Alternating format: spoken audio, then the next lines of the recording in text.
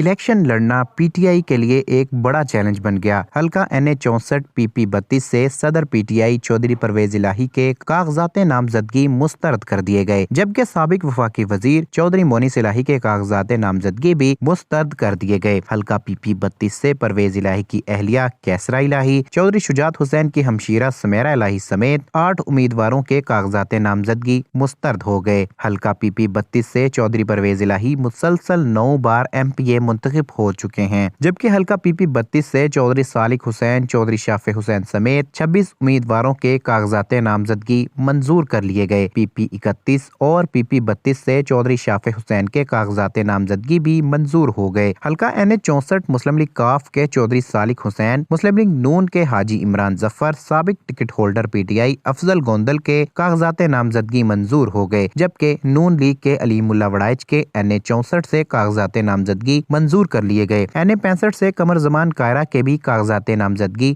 منظور کر لیے گئے۔